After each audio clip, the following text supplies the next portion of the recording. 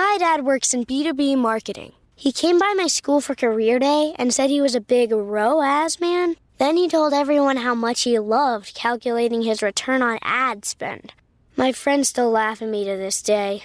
Not everyone gets B2B, but with LinkedIn, you'll be able to reach people who do. Get a $100 credit on your next ad campaign. Go to linkedin.com/results to claim your credit. That's linkedin.com/results. Terms and conditions apply. LinkedIn, the place to be, to be.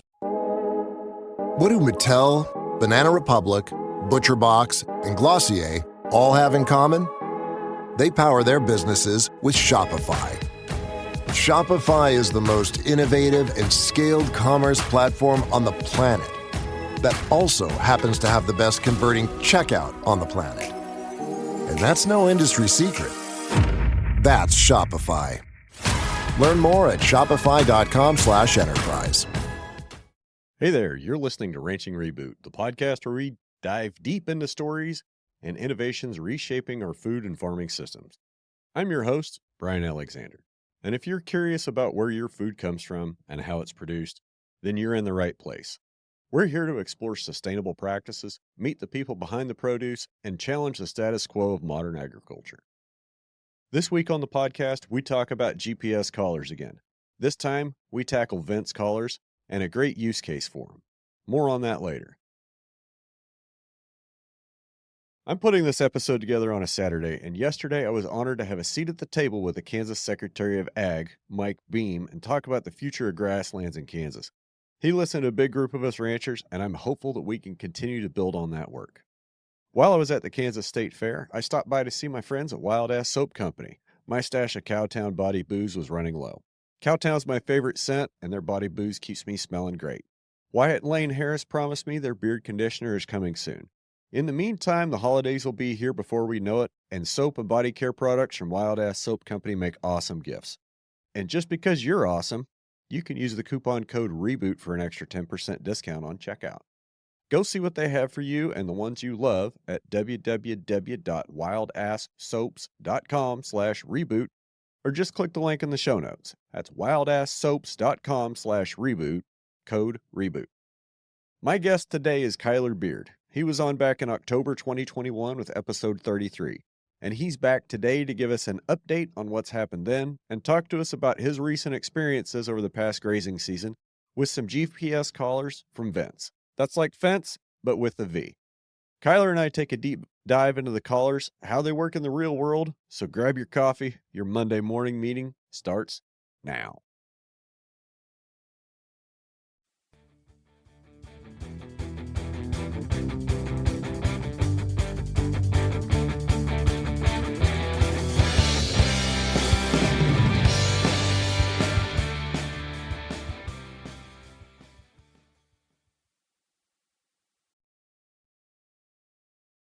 Hey, Kyler, how's it going, man? Good. How are you doing, Brian? I am doing great. It's fantastic weather. Can't really complain a whole lot about it. One thing I am thinking of today, though, is it's September 11th as we're recording this. Last night was a debate, and if you don't want to talk politics, I'm totally okay with that because it was just kind of a shit show. But I was thinking about September 11th, and it was 23 years ago. And I guess my story is when I was in the Navy at the time, and I was on temporary shore duty in Norfolk, and I was working second shift, so I didn't have to go into like 2:00.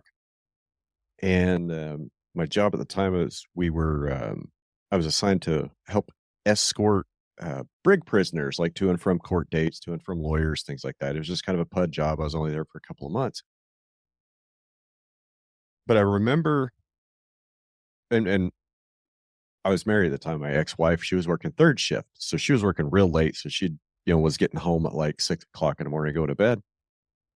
And since I was on second, she was on third. We were both still in bed that morning. And one of her friends called and said, "Turn on the TV." It's kind of like, okay, what channel? Doesn't matter.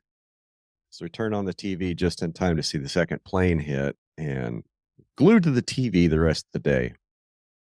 And when I went to work that afternoon, I had to go in like an hour early to clear security. it was really strange because by the time I got to work, the whole fleet was gone. And we ran around with brig rats doing line handlers, like to help the rest of the fleet get underway. We stayed pretty busy, and about I guess it was dark, so it was probably 9 or 10 o'clock. We're about ready to come off shift, and we all hopped in the van. We were just sitting around the office, and we all hopped in the van. It was like, let's take a tour down the piers and see what's going on. So we jumped in the van, went all the way down to the destroyer submarine side of the base, and started going up toward where the carrier piers were. And wow, it was really bizarre that there was no small ships. There was like one amphib and a couple of carriers, and they were trying to make steam and they were trying to get underway. But it was really bizarre seeing the entire pier row with no ships in port. So what was your experience like on 9/11? I'm trying to remember. For some reason, I think we were at a rodeo. My grandparents had a rodeo company, and I think I was supposed to be in high school, but went with them to a rodeo, and we're in a hotel room. Kind of a similar experience. Remember everybody getting up and turning on the TV, and I didn't really understand the magnitude of it at the time. And of course, we had other stuff that we got right too. And then as the day went on, it became a bigger and bigger deal to everybody, and turned out to be what it was. I don't think any of us really kind of grasped it at the time. You're just sitting there watching the horror unfold on the TV in front of you, and just total shock. Like, can this really happen? Is this really happening? Is this real life? Yeah. I kind of had some of the same feelings last night watching the debate, which I think I made it through maybe 30 minutes of it. Man, I just feel like if those are the two choices we have, it's we're in a really interesting place if those are the two choices we have. Yeah. So catch me up. It's been 2 years since we've done one of these? Yeah. Yeah. I think the last time we talked, I was still do some direct to consumer beef marketing. And since then I've stopped doing that. I've actually sold my property to someone else, and it kind of took a while to morph into what it is now. But starting out, I was gonna run cows for somebody else, and then the way it kind of kept moving along, I kind of said, well, how about I work for you, pay you to run my cows? And so all the grass leases I have, except for one, I've turned over. Full barn ranches is what we're calling that. And originally he was interested in the beef business and selling, not necessarily direct to consumer, but making fat cattle and having his own products. And this is right before the market was starting to go up. And I suggested maybe another plan that would have a little better cash flow. And so we've been making bred animals for the last 2 years. So a little bit of buying replacement quality heifers and buying them and breeding them. Buying some young 2 to 4 year old cows, breeding them, and then kind of anything that looks like it's undervalued, which normally in our part of the country is a fall cow. Okay. So now we've got a fall calving herd, still have some young 2 to 4 year old cows that we're going to sell this year. And then that'll kind of switch depending on what the market is. So we may end up calving more cows out or running more yearlings. It just kind of depends on whatever seems undervalued at the time. Can you back up a little bit? Maybe talk about that relationship of selling your property and then leasing back, and how you've made all that work. Well, originally, I sold it with the option to lease it back for 5 years. Not the option. I sold it with a lease back for 5 years, and was going to run about 100 cows for the person I sold it to, and then keep all my other leases. And it just the way it was working out, he bought the neighbor's property. So the ranch kept getting bigger. And when you sit down and start running numbers, it's pretty hard to make 100 cows pencil out. But if you start looking at 700 cows, all of a sudden it starts to look better. And the majority of what I was doing was custom grazing anyways. And so the way the whole thing kind of started morphing together, I would be leasing ground from him and then charging him rent to send it back. And it just worked out a lot better for me, especially at the time of my life, to take a lot of headache off of me and not have to worry about the payroll of employees and operating loans and all that stuff. So we kind of shifted it all over. The 5-year lease went back to him. And then some of the grass leases. So he's the place where we're at now is in middle of Washington State. And Okay. there's a lot of the irrigation from the Cascades comes down. So now the home place is about 480 irrigated acres.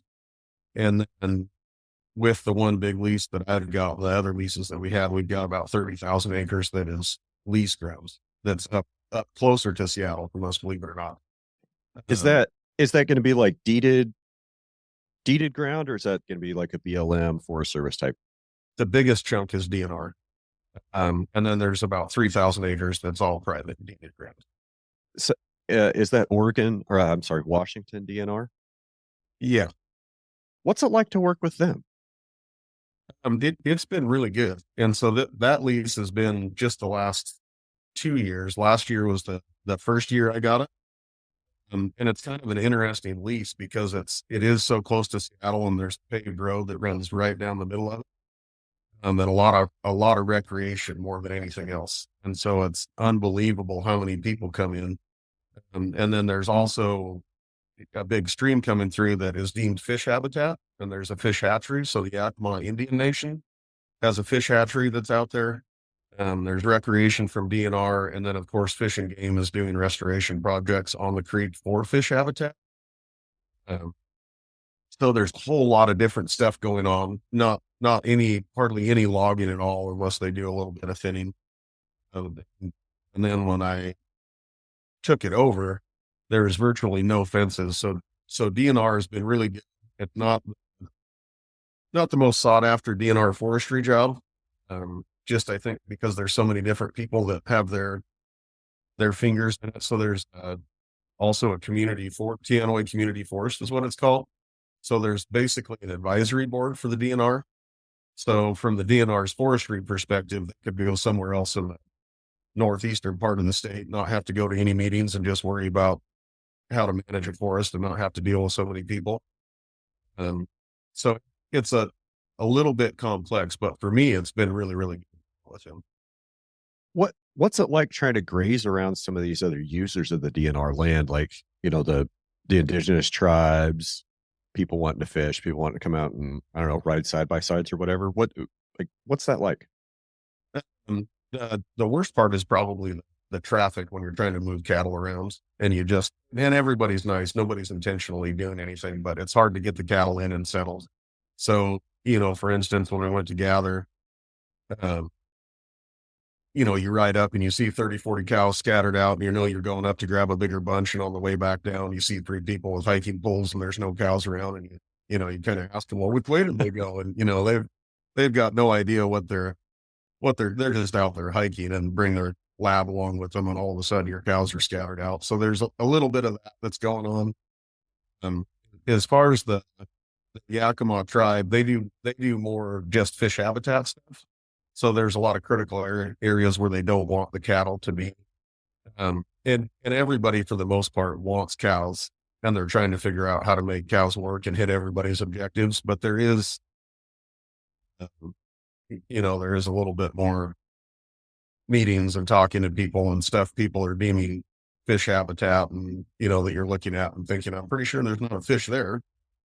We've got this big area where we have to keep cattle out, and it's more for erosion and historically where cattle have camped out all summer long. So there's some bigger areas where they actually have some hard fences out. Could probably go away with a different management style. But for now, they're still there. Okay. I'm kind of curious before we move on. What were the factors that made you want to wind down your beef business? Mainly just the amount of capital that it was wrapping up. And so when I got started, I was mainly background in cattle. I had all these byproduct commodities, and I was thinking, well, I wonder if we finish them, what it's going to taste like. Wasn't it like, weren't you finishing on like donuts or something? Yeah, it's byproduct bakery waste is what we called it. And it just basically looked like cake mix. And so it could have been anything, not just necessarily donuts, but it could have been ground up donuts or flour from a mill, or, chips that would come back and they would take them out of the wrapper and grind them up. And then I was mixing it with brewer's grain from a local brewery. And so it actually ended up, it would come out looking like cake mix that had some hay mixed in it, is about what the ration looked like. Okay. So what started it was having fat cattle, couldn't sell them on the commodity market. That was right when COVID, nobody could get anything going on. So the first batch that I took over and got sold went really good, tied up some harvest dates, and then all that got finicky, but I had already kind of signed up. So it just tied up a lot of extra time and capital. And then if you're looking at expanding that business and making more fat cattle at the economy of scale, I mean, it was just way more money than I had. I was kind of in over my head already. And it's just a whole nother job. I mean, I wanted to be a cowboy grass guy, not necessarily going to farmers markets and trying to sell beef to everybody. So I totally respect that. And I think that's where a lot of us that saw opportunity, in the post-COVID world for direct marketing or for sales, I think a lot of us kind of realized maybe I shouldn't be selling beef and I need to be doing what I'm good at doing and not try to do these other things that maybe I'm not so great at, or going to take a lot of effort and a lot of capital and a lot of, and a lot of work. And I say that, and I just sit here thinking, well, we also shouldn't be afraid of work, but how do you, there's a balance there, not being afraid to try new things and to do new things, but also being able to say, this new thing I'm trying is adding too much to my plate, and I can't see a way to reduce it other than stop doing it. Yeah. Yeah. And at the time there was other people that had cattle in. So originally I was feeding them, and there were a few different families that were putting cattle in and that we were finishing and kind of trying to make it a community effort, even though it was, originally I was finishing the cattle. So the whole operation went to someone else's family, and they kept it going for a while. And then it's still kind of going, but not the exact same situation. So someone else is now running it and getting fat cattle from one of the other families, but it's not the same beef box subscription idea that we had going on anymore. Okay. Can we talk about collars? Yeah. Okay. Tell us what kind of collars you've got. So we're using fence collars. And this is part of the DNR lease. So to keep cattle out of the critical areas, this was one of the requirements with getting the lease, is that you had to be willing to use collars and collar cows. And a little bit of background just on the lease before we start, kind of how it went last year compared to this year. So looking at a map of this lease, and we're, you're going to bid on it to get the property. And it's a 25,000 acre lease. And it's got a lot of meadows on it. And then it also has all this critical fish habitat that they want to keep cattle out of. And historically, the cattle have been in these areas too much. So they put up some lay down fencing. So it's just a barbed wire fence they lay on the ground in the wintertime. Okay. And then they'll go put it back up in the summertime. Just so it doesn't catch snow and blow over? Well, they'll lay them down before snow comes. But it's just a barbed wire fence and wired up to T-posts. So It's more or less a permanent fence that they unwire. And when you're looking at the map, there's a perimeter fence around this whole thing. So last year we took 300 head of cows. We can only be in there from June 15th to August 15th, which is a pretty tough date to get out of there because there's water and grass everywhere. And so it's a really small amount of AUMs. And in order to get cows out, I had a private lease pasture that was about 10 miles away. So we drove the cows in, thinking that the cows were going to want to come back to where they had come from. And that worked a little too well because there's no perimeter fences. So even though it says there is on the map, there might be enough that you could get your horse caught in it, but not enough to stop a cow. And that's the best perimeter fence they have. So we Okay. drive these cows in 10 miles, and every weekend there's about 15 to 20 Subarus an hour going up here to go hiking, and the cows start hiking out. So the majority of last year, and we were supposed to have collars last year, and there's some kind of a contract that didn't get signed or something. So no collars. So we kicked these cows in there with nothing, no fences, tried to keep them in all summer. And basically it was riding the pavement at the bottom of the lease, putting cows back on it for about 3 weeks. And then finally just started saying, okay, here are problem cows, we'll leave. And didn't use much of the lease. So this year, everything's set. We're using the collars. And so the initial training here at the ranch, we set up a base station tower. And then on our 480 acres, we collared the cows here and went through the training process, and it was working really, really well. So I locked them up on as little as 13 acres and then set the timer when I wanted the fence to go down. And the first couple of days, nothing went through. By the third day, there's about 6 cows out of 300 that were going through the virtual fence, which on an intensive grazing schematic here, instead of building hot wire everywhere, I would almost think that's acceptable for me, at least. Okay. And would be a win. And then when we turned the cows out, that's when kind of figured out that the biggest problem we have in the trees is the GPS is not that accurate. Okay. So we have exclusions for the critical areas, and we have to drive cows across the river, and built what we thought was a big enough opening. And that was one thing that the Vince guys did say is, maybe even the first year, don't do too much with it. Don't try to do too much management. Just put up a perimeter fence and kind of see what happens and where the cows go. And so anyway, I made some exclusions, and the cows were going to go in between a couple of them.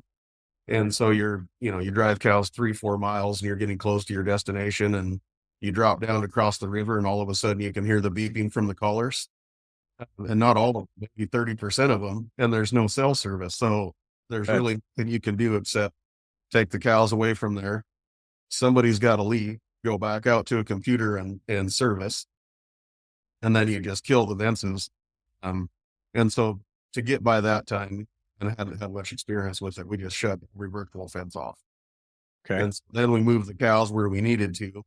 And that was a couple of days of putting everything back together, because of course the cows end up where you don't want them. So that little mistake of having the wrong virtual fences on and having the gap too narrow to drive them through led to about 3 days extra worth of work by the time you get all the cows put where I wanted them and out of the critical areas.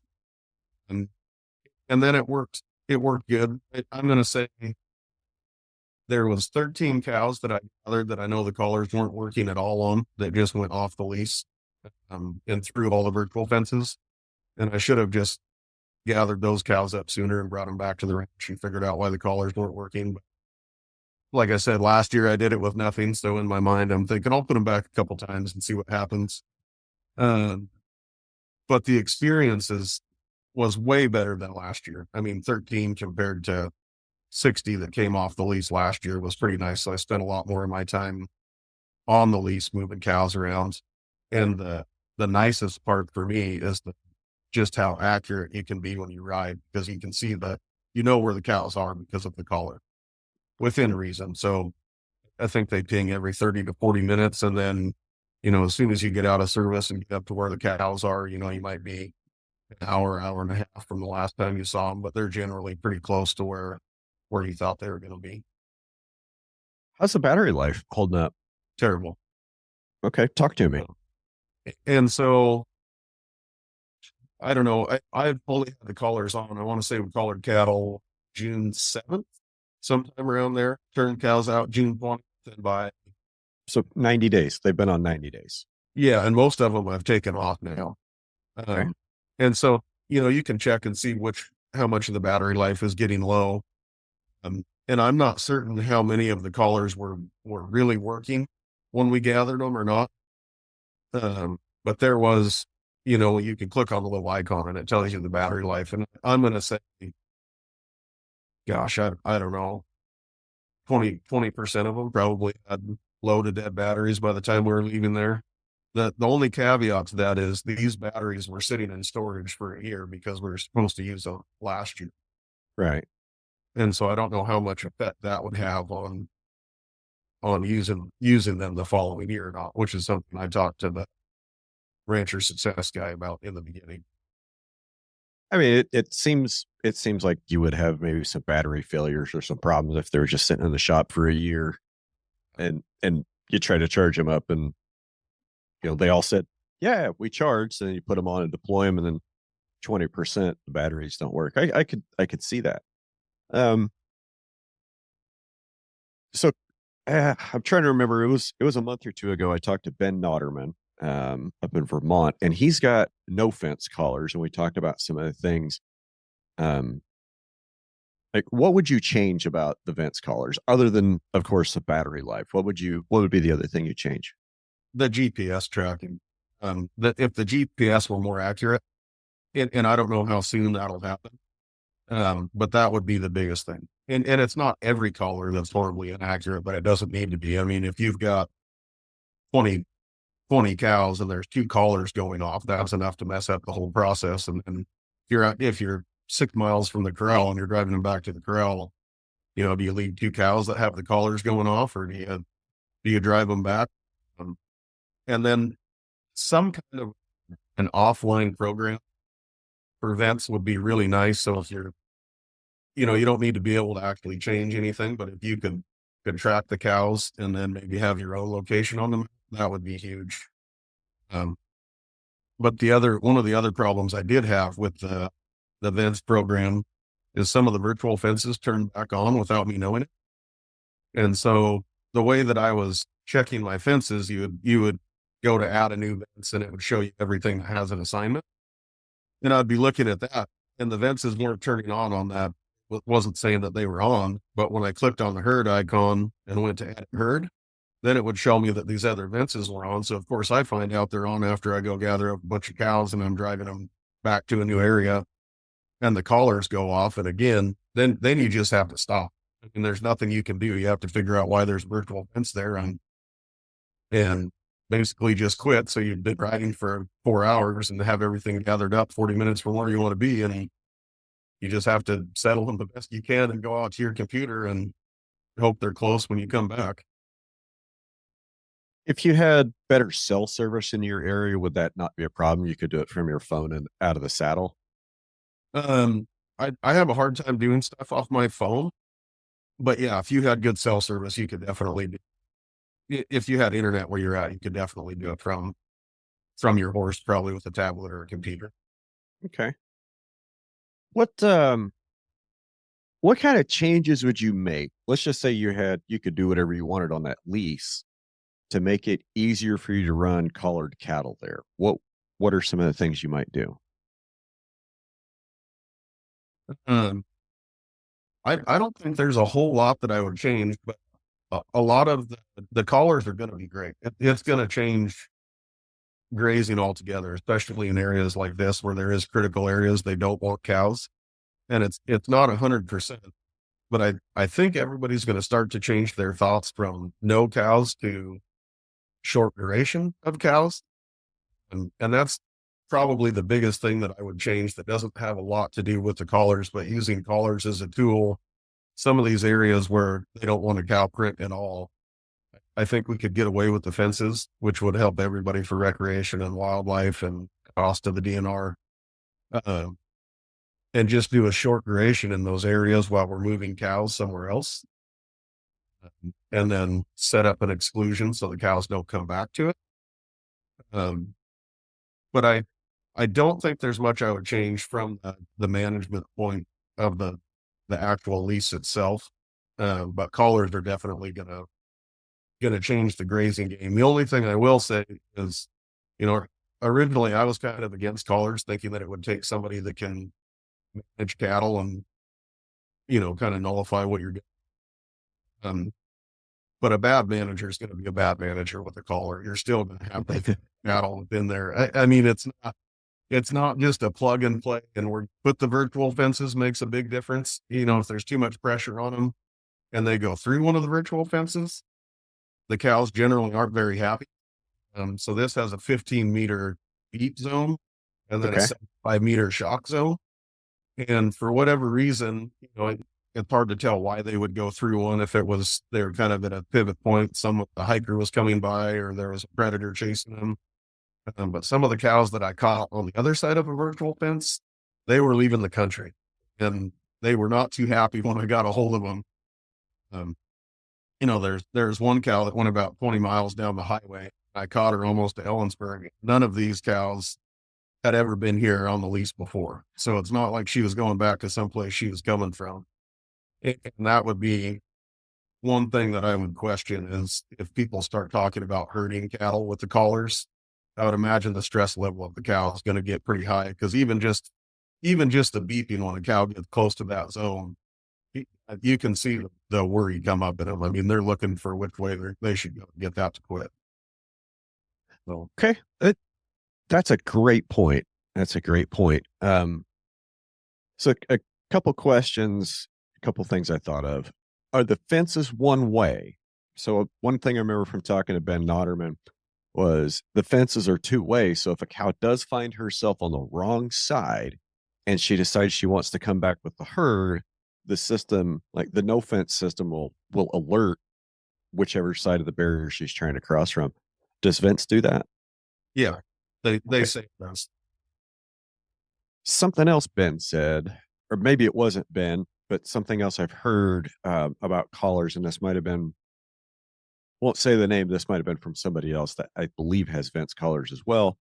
He said that there was a large portion, maybe 25% of the cattle that they tried to put a collar on that just could not accept the collar. He said, like, I think the term he used was broke their brain. Have you seen that? Or have you seen difficulties getting, like, in the training period, I guess, maybe go back and talk about some of the training period and if you've had trouble training cows or some of the tricks you've figured out? so the first thing that you have to do is put the collar on and adjust for size. And so we, put the cows in a squeeze chute and restrain them.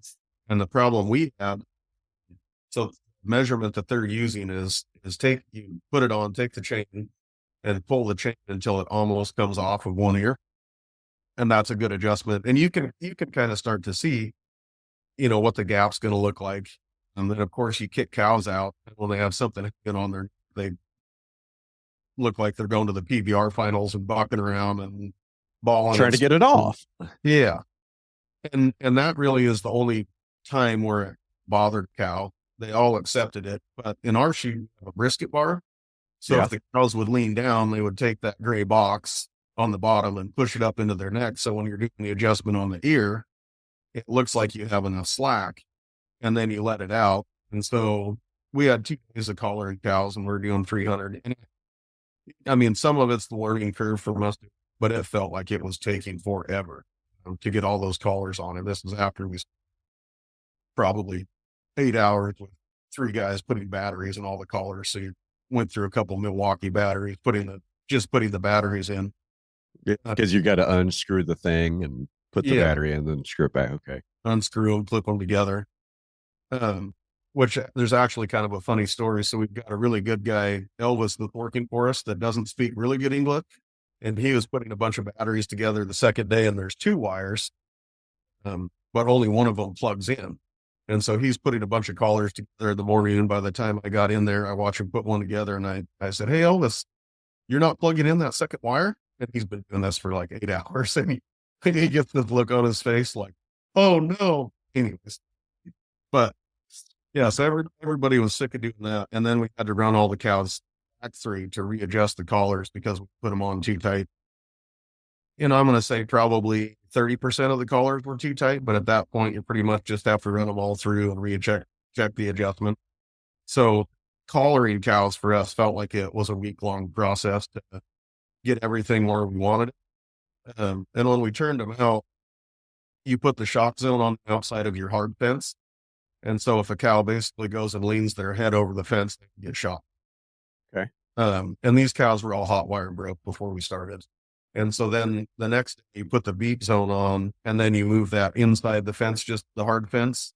And then you put up a virtual fence in the middle of the pasture. And all that training process, it took 4 days. It actually went pretty flawlessly. So after that I think the 5th day through that training process is when I started cranking them down to where I had 300 cows and about 13 acres, which isn't that tight a stock density if you're, really running a lot of turbo wire, but it was substantial for not having a visual barrier at all. And they all stayed in. And then my other question was, would they cross it once it comes down? And I mean, I would get out there when it was going to shut off, and it would shut off, and you'd see 1 or 2 go, and then they would all go right across them, which is, I've heard other people having a problem with taking down a virtual fence and having cows not want to cross it. And I didn't see that problem at all either. Okay. I had a thought going back to the audio alerts. Now, I watched, there was a video on YouTube that I watched last week about how hearing works, specifically human hearing works. So have you ever noticed when you're looking in a mirror at yourself, one ear sticks out a little farther than the other? You ever notice that? Well, I have, because I notice things like that. My right ear sticks out a little bit farther. And there's actually a biological reason for that. It's so when there's a sound that's straight ahead, instead of both ears hearing it the same, the one ear being out a little bit further, a little higher, a little bit lower, that helps your brain detect where the sound is. So that got me thinking while you were talking about where the speakers are inside the box and how that sound is hitting the cow's ear. Because you said, I heard you say this, that they'd go up, that they'd approach the barrier and they'd start hearing the beep and they'd get interested and start looking around to try to find the source. So if it's a single point source that's underneath them, giving them the audio signal, they're probably confused as to where it's coming from and what it's telling them. So what I would be saying is maybe they should put two speakers in, or maybe even 3, and figure out with software, okay, granted, we're getting a little bit out on a limb here, but maybe figure out with software which speaker to be giving the alerts from based on where the cow is in relation to that fence to help maybe move that animal away from the barrier. What do Mattel, Banana Republic, ButcherBox, and Glossier all have in common? They power their businesses with Shopify. Shopify is the most innovative and scaled commerce platform on the planet that also happens to have the best converting checkout on the planet. And that's no industry secret. That's Shopify. Learn more at shopify.com/enterprise. Looking to invest? Start your journey by exploring exchange-traded funds with Global X ETFs. Exchange-traded funds, or ETFs for short, create baskets of stocks, bonds, and other assets that you can buy in a single trade. Global X specializes in ETFs that track emerging trends, like the rise of artificial intelligence, as well as strategies aimed to generate income potential. Visit globalxetfs.com to discover how you can get started.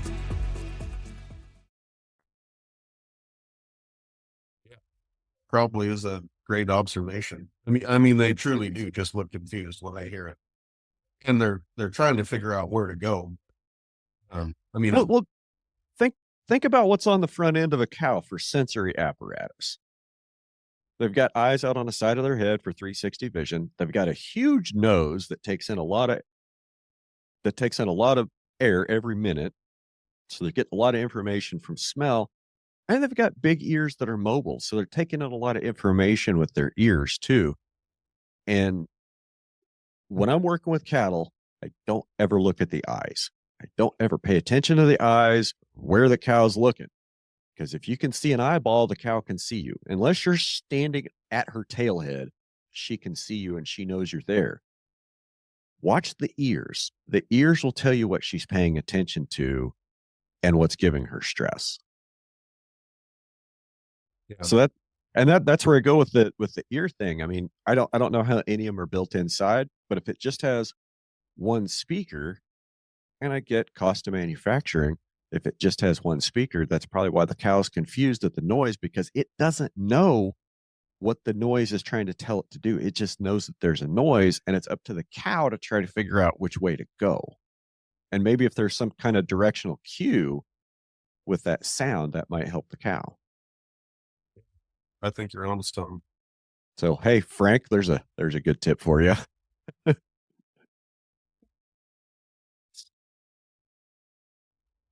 Back to the collaring. I was listening to you. Okay, we got to do batteries for a day. Then it took 2 days to get all the collars on and get them all adjusted and running them through. And you're on 300 head. That seems like that was an awful lot of time shoot side and awful lot of manpower to get that done. Do you see the manpower savings from that later down the line?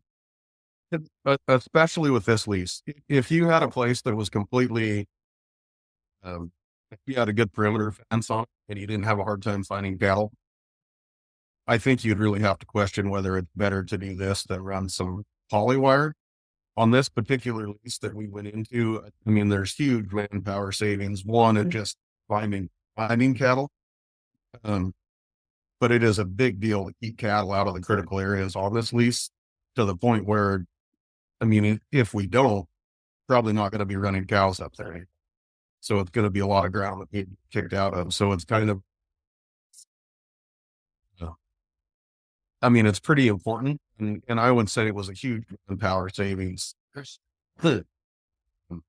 up there, keeping cattle on the lease out of where we don't want them. And then also, just like I was saying, when it comes time to gather them, you know, you can look at a map and you see a little cow icon on your phone, and you can zoom in and see where they're at. So you can ride so accurately instead of going out and just trying to find cows. So last year, and I would have gotten my buggy and I would have went scouting for cows the night before and have a pretty good idea where everything's. Then you get down to the end and you're still out 40 and you're shooting in the dark. I mean, I've got absolutely no idea where they're at because they weren't in the main group.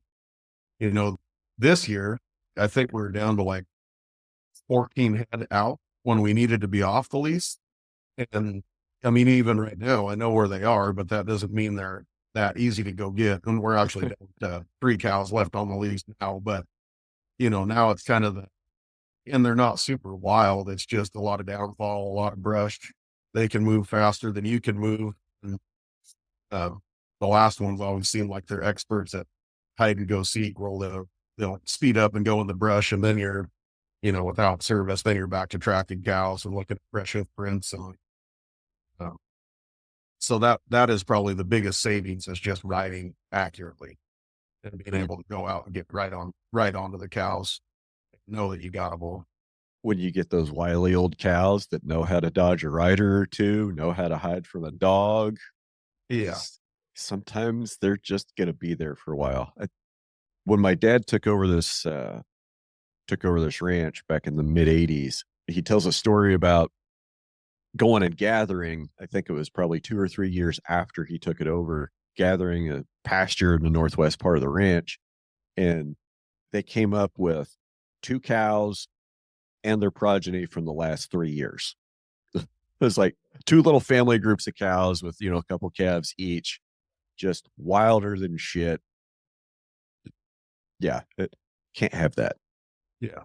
Well, and I think in years past, so I have to be out by August 15th, which is still, I mean, that's middle of summer. And like I said, there's plenty of grass and plenty of water everywhere.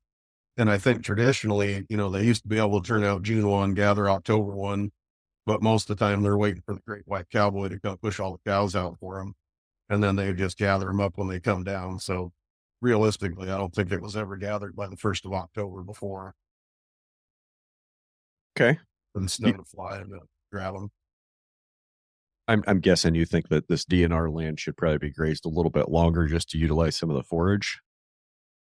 Yeah, I think so. And I think it will open up. So I'm on this lease is kind of different compared to most DNR leases. So the term will be up in 3 years. And then there's a couple other leases that attach. And the plan is to work it all as one lease and figure out not one lease, sorry, but figure out how to make it all cohesive with all the different leases. And I think they probably will open up some more AUMs in the future to graze it off a little bit harder, but I think they were being a little tentative because they were feeling like it was overused before.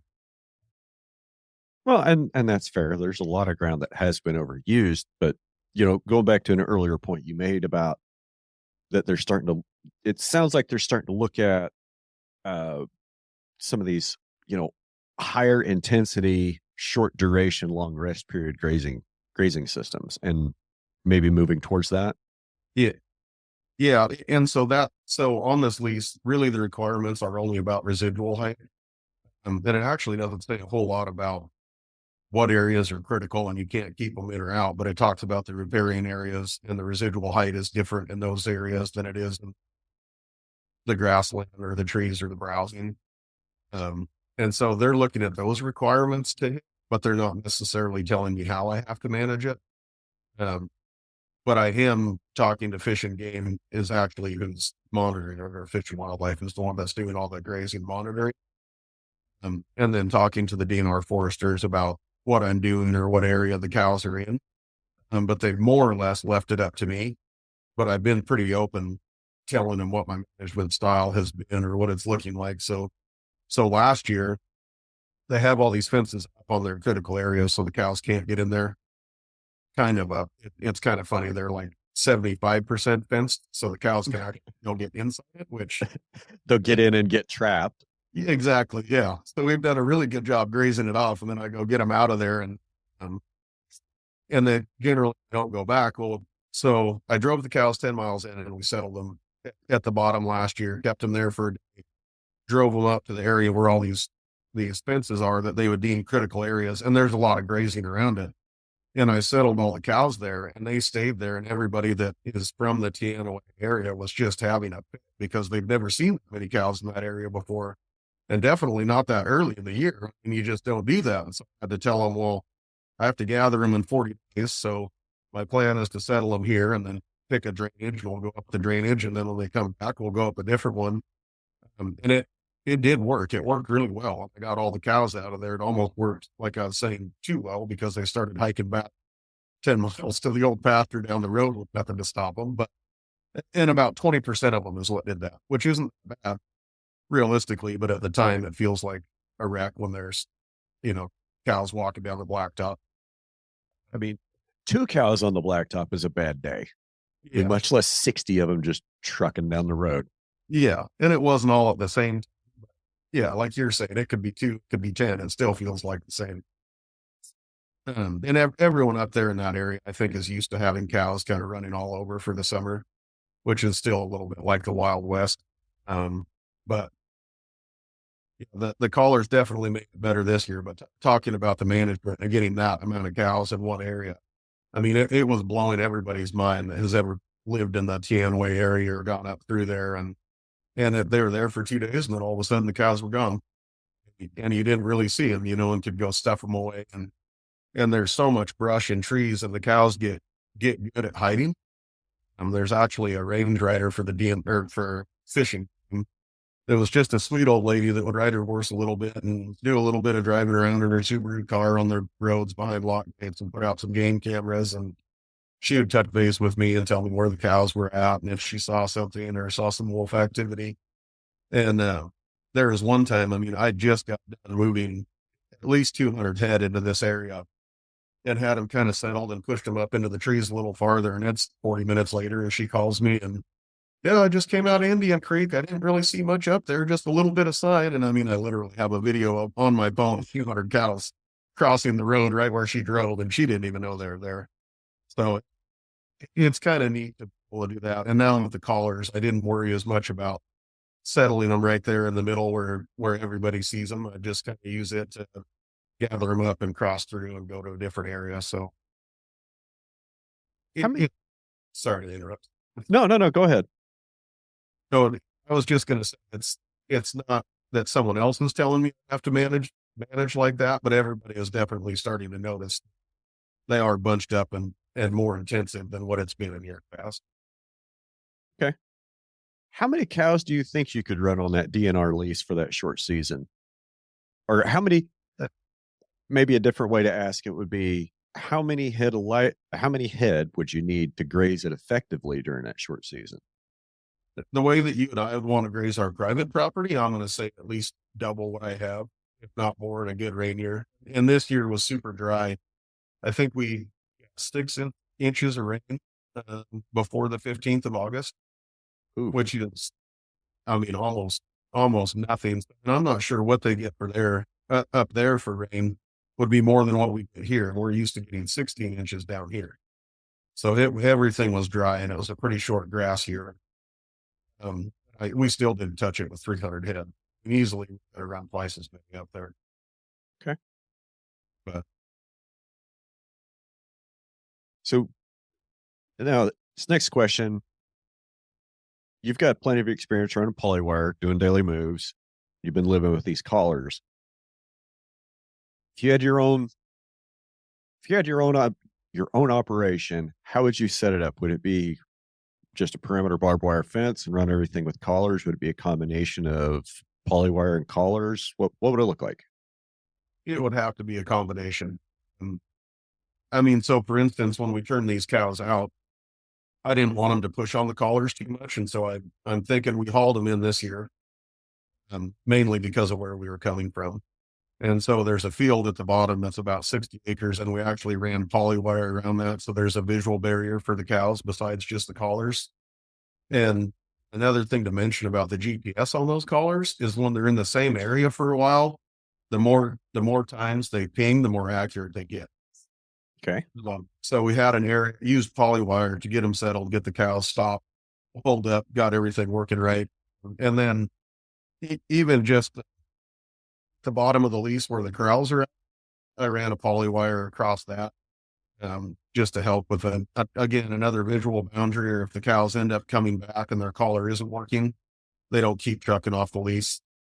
And I mean, a good barbed wire fence on the boundary is pretty dang nice. And I like the collars, but if they didn't have more battery life, if we were to use these same collars and they had the same battery life this year, and we were trying to use it to intensively graze, do daily pasture moves, I mean, I think every 2 months we'd be changing batteries. So, I mean, and I know there's collars with solar panels now, and I think the GPS is getting more accurate all the time. And it's a trade-off. It's a trade-off of how much junk you want to put in the box, how much juice it's going to use, and how long it's going to last. And folks have been listening to the podcast since I've started. I've talked about these things a lot, and I kind of always have the same criticisms and the same feelings. And I feel like we need another incremental leap. We need to get to the next plateau of battery technology. So we have, higher energy, we could put more energy in the same spot, and then we can afford to put, some different sensors, maybe a second or a third speaker inside the box, maybe put a solar panel up top. Yeah, there's some with a solar panel, but we're talking a solar panel that's like the size of a 3x5 note card. Yeah. Okay, maybe that's going to take the battery life from 30 days to 33 days. Does that help? Yes. Is that, is it worth having that extra, few dollars worth of solar panel and the complexity of the wiring to go back down through the chains to the collar? I don't know. I'm not a manufacturing engineer. I'm just a guy that knows how to beat post in the dirt and look at cows. But I think they need another leap of, I think we need another incremental battery technology in order to really make them a viable thing. Yeah. So what kind of advice would you give somebody that's looking to start a ranch in late 2024 or 2025?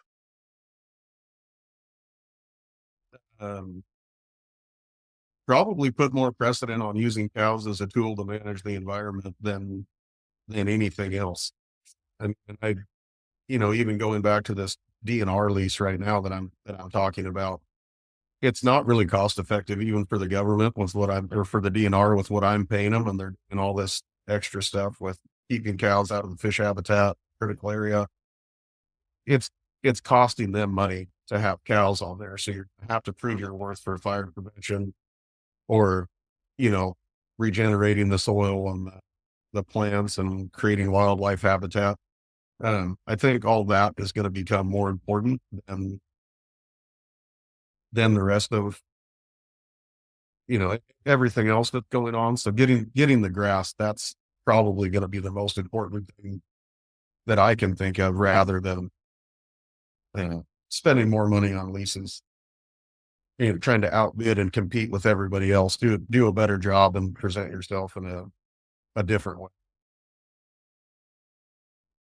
What I'm hearing you say is, instead of saying, I'm going to grow cows and sell beef, approach it from, I want to improve this ecosystem with my cows, and this is how I'm going to do it. Yeah. And that goes back to, if you're trying to start ranching, unless you're starting with a pile of money, you're probably going to be leasing ground, probably going to be running somebody else's cows. And so I guess that was kind of the basis of what I was starting with, unless you're starting with millions of dollars to go buy property and cattle.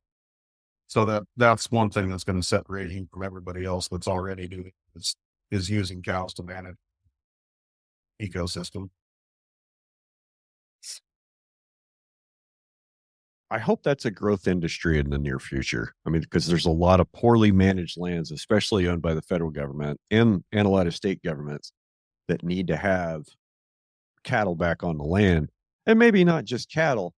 What are your thoughts about, just the specific lease that you're on, about managing it with just cattle? Do you think that, like, long term, let's just say you have a lease there for 20 years, over the long term, do you think you could hit all the management goals with cattle, as far as fuels reduction and habitat restoration and maintenance? Or do you think you might need to have multi-species like sheep and goats? I haven't seen, I know there's a lot of sheep in the area, and I know they do a really good job as far as being able to manage the sheep and control them and move them around. But I haven't seen too much of what it looks like after the sheep get done grazing. And you hear different opinions from everybody else about how far it's taken down. I think to really make an impact on this ground, they would have to let me run a lot more cattle than what I'm running right now. So the majority of the time, we don't even get into any browsing. So as far as the fuel reduction goes, we're not doing much. It's more about minimizing the impact and moving on to some other spot. That's really what I feel like I'm doing right now. But, I haven't done it long enough to answer your question well, but I would think that I could do it with cows. I don't know that everybody is going to like the way it looks. When you look at something right after it's grazed off and somebody pulls up, and that's their only time seeing it, is when the cows were just there yesterday. It's not always going to look good to them, but it might look great the next spring. So I would like to think I could hit with cows. I also don't have any experience grazing sheep or goats. I'm still pretty young getting into this stuff, and haven't seen enough yet to really know what it's going to look like 40 years from now. And that's probably a fair observation. I mean, I've barely been awake enough for the last 20 years to make observations about my local area and maybe draw some understanding of what that means for my ranch. But as far as, a larger landscape, I think there are landscapes and ecosystems that take a lifetime of study and work to maybe even be able to understand half of. Yeah. So what else you got going on, man? That's about it. We got most of the cows gathered up and got them all pregged. So we're going to start marketing some cattle, and have the fall calves from last year that we're going to get sized up and start marketing those, and then just calving out the fall calvers back at the irrigated ground. It seems pretty cush right now, if I'm being completely honest. Yeah, everything's back there in one spot where you can get a hold of it. You don't have to go look across 20,000 acres. Yep. Yeah, it is nice when things kind of get back close to the corrals and you're not quite as spread out and running around near as much. Yep. What else do you want to talk about today? I don't know. What's new with you? Gosh, not much. Just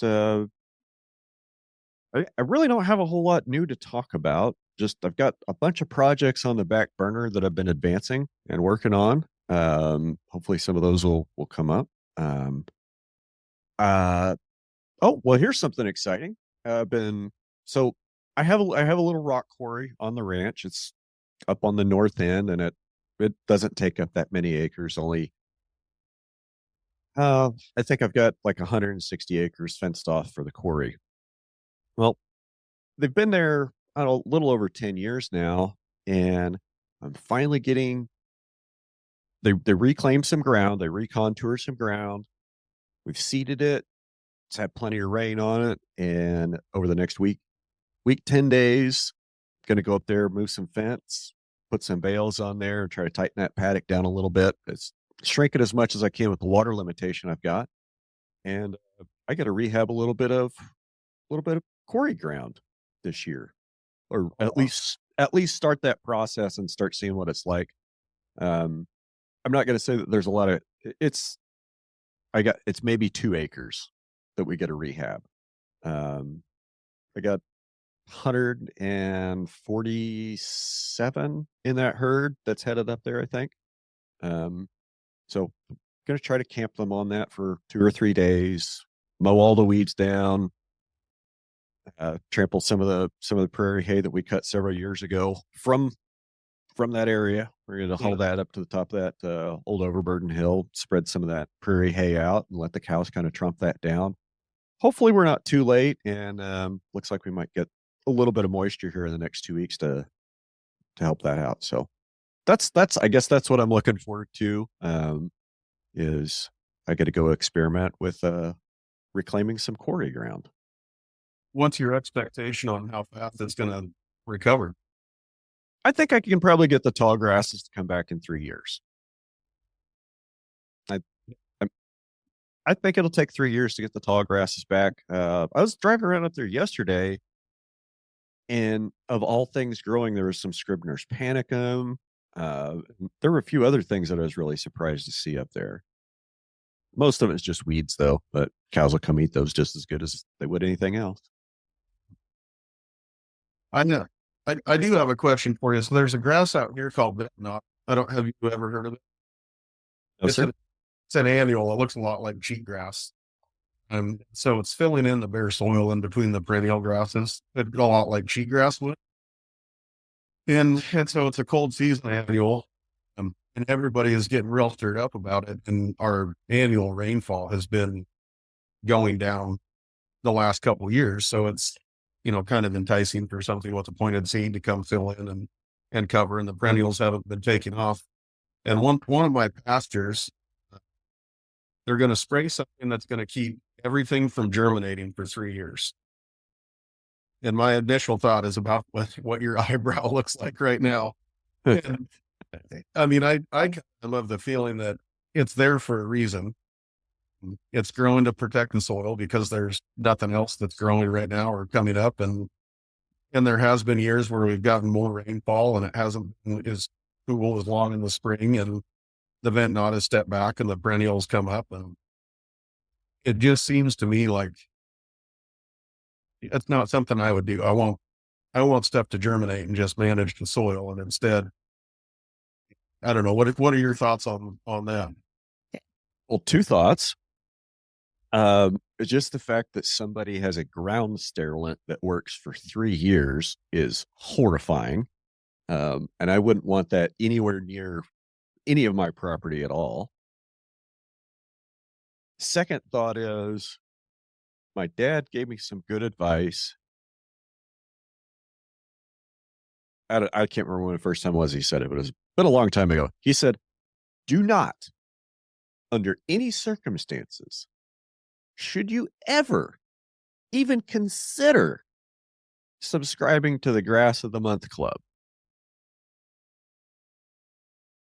So, not knowing anything about it, I think about grasses like, Old World Bluestem, which is King Ranch Bluestem, WW Spar, Yellow Caucasian. There's a bunch of different names, but it's kind of all the same equally horrible plant. A lot of people get upset about it here. And I can't say that I'm perfectly happy with Old World Blue Stem. Like, I'd rather not have it in the universe. I just wish it had never been invented. Thank you, Texas A&M, for unleashing that on the world. But the fact is, it's here. It's in the ecosystem. It's not going to go away. So we have to learn how to utilize that plant. We have to learn how to manage that plant. And if it turns out to be, if we can discover the secret on managing that plant to where it becomes palatable and nutritious for cattle and good forage, great. If not, we should try to manage that plant to where it becomes less of an issue in our pastures, because it's always going to be there. You know, Alan Savory has this great thing about native versus invasive species. And I like to put it in these terms. So what's the difference between an archaeologist and a grave robber? The answer is time. And it's the same difference between an invasive species and a naturalized or native species. You know, like we can take the horse, for example. I know you're a horse guy. You love horses. Horses were indigenous to this continent. They went across the land bridge to Eurasia. They went extinct here, and then they came back. So are horses an invasive species in the desert Southwest? I really can't say that, because equines are native to North America. Maybe they just were absent for 10 to 12,000 years. Likewise, Old World Blue Stem. Okay, is it a native or an invader? Well, it's invasive. It converts habitat, but it's here. It's here, and it's successfully thriving in this environment. So it's a part of it. So is it an alien species? Is it an invasive species? No, it's just another management challenge that we need to learn how to deal with. And breaking out a jug of ground sterilant that prevents germination of any plant for 3 years is horrifying, and whoever invented that shit needs to be, kicked off the planet. Yeah. I'm sure that chemical has a valid use for someone somewhere, but it's probably not me. Yeah. I agree. My thought is they're going to end up managing weeds the rest of the time and probably end up having to till it under or plant it all together, but I'm not certain. Not certain what's going to happen to the perennials. And I mean, essentially there should be no annuals coming up for the next 3 years. So if there's a good stand of perennials, I don't know, what's that going to look like in 3 years? Nothing happens to the soil. I don't know.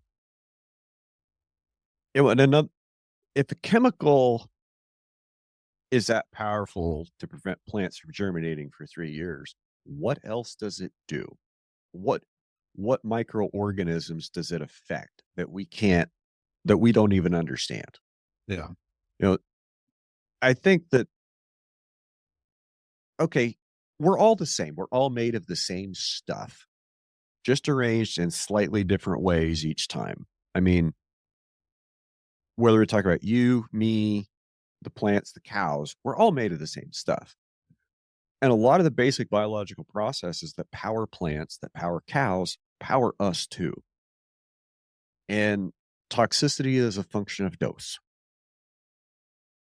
So there's a lot of things that we can use in the environment that, are toxic to humans at an extremely high dose that might be toxic to a microbe at the molecular dose. And using some of these chemicals without consideration of their, maybe some of their effects on a wider ecosystem like we have for 50, 60, 70 years,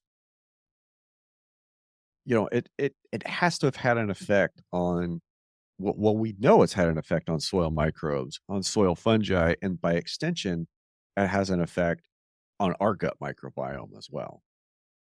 So, and I just I guess, a little larger rant about, about man-made chemicals in general and how we're using them. Yeah. Not against them. I just think that maybe we could be a lot more responsible with the way that we use some of them. Yeah. All right, man. What do you want to leave folks with? Where can people find you? I'm on social media. TikTok is Beatmaker 428, I think. I don't do much on there anymore. I've been trying to keep my nose to the grindstone a little more and out of my cell phone. So I'll go in habits of deleting all the apps off my phone. So I get out of my pickup when I stop instead of thumbing through stuff. But I'll get on there every once in a while, then on Facebook and Instagram. So Facebook is just Tyler Beard, and then I believe my Instagram is Beefmaker also. We'll find that. Make sure it gets in the show notes. Yeah. And if anybody's looking for cows that are collar broke, we've got about 250 of them for sale that are all going to be February, March calvers, which isn't when I want to calve cows, but that's when everyone else does. So, hey, last thought. Do you think it'll take time to train the greater cow herd towards collars? Kind of like it was when we were kids. There weren't a lot of cows that were electric fence broke, and you'd have them just run through shit all the time. And now it's hard to find any bovine units in North America that haven't been exposed to hot wire. Do you think in 20 years we'll be having the same conversation about collars? Possibly. I mean, it takes a fair amount of infrastructure to even use collars. And then back to the management point, if you put too much pressure on them, they're going to go through that virtual fence. So it's going to take the right preparation and management to not have cows going through it. And I've had cows go through them because I put a virtual fence in the wrong spot or there's too much pressure. So I think it's going to take longer for collars than it is for than the electric fence did.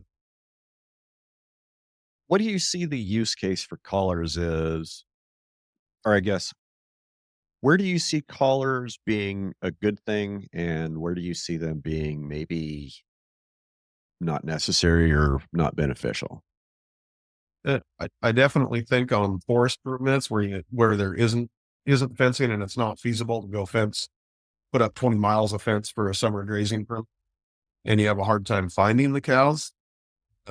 I think that's where the biggest use is going to be on flatter irrigated ground. That's easier to put up a turbo wire or poly wire. I think the cost benefit and the labor to put them on and all that, you'd really kind of have to question whether or not it's worthwhile. And as the battery life gets better, I think that'll probably change.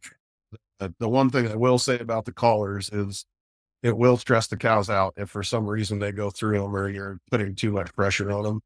And I listened to the podcast you had with Ben, and it didn't sound like he was having too much of a problem with stressing the cows out. But I think it's more when the cows for some reason are being pushed up against the virtual fence that the problem is coming. So you're still going to want to keep it away from your water gaps and have some kind of a normal fence or, going to the corrals. You don't want vertical fences too close to it or anything like that. I guess I got two more questions. Okay. So you listened to the episode with Ben about the no fence collars. Maybe is there any contrast that you can come up with between fence and no fence? And then the last question would be, other than the batteries, what would you change about the fence collars? We touched on this before that GPS being more accurate is probably the first thing that I'd want to change. And I don't know if that's the further I move cattle, the more sporadic it would get. On the grazing data, you can see the points. And so you have a group of cows. And when you're watching the grazing data, when the cows are moving, you would see these points just start pinging, not a quarter mile away, but at least 500-600 yards away. And it was mainly in tree cover and mainly when I moved them a long ways. And once they're in an area for a while and their collars pinged a couple of times, then it gets extremely accurate again. But the movement was the hardest part. And I don't think there was too much of a contrast with what he was doing. The only thing I will say is when I put mine on a semi truck and drove across the virtual fence, I don't think they were grounding out and the GPS didn't go. And I had this, I actually did think about it with no way to turn the fence off and had a semi pot full of cattle. So I just basically grabbed a gear and and went for it. And I didn't notice anything, didn't feel anything. And then actually had them on the pot. The next time I kind of rolled up to see if anything would happen. I didn't hear any collars going off. Again, I think it's getting back to just looking at the points of the GPS. Mine weren't getting picked up in the horse trailer or the cattle pot, and going down the road, you might see one or two would ping. But for the most part, it would take quite a while. They'd have to be in the new pasture and unloaded before the collars would start show up again. So, and I've also drove my pickup into a hot wire fence, and it heated up and didn't know it. And I didn't get shocked until I got out and touched the ground. So I was also thinking they weren't grounded out by the tires, making myself feel a little better about it. But That's interesting. Maybe they couldn't. Maybe the caller couldn't see the satellite to know where it was. yeah, Interesting. There could also be something in there that says if you're going more than 40 miles an hour when you cross the barrier, don't alert. yeah. Well, I really appreciate your time today, Kyler. We'll let you get back to work. Sounds good. Have a great day. Thanks for having me, Brandon. Well, thanks for being here, and we'll catch you on the next one, gang. Have a great week. You too.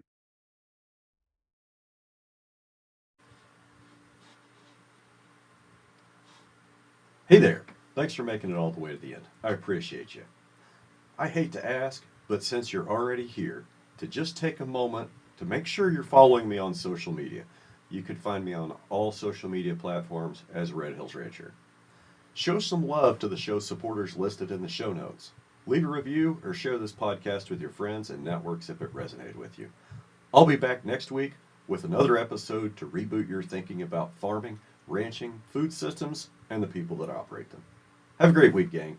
We'll see you.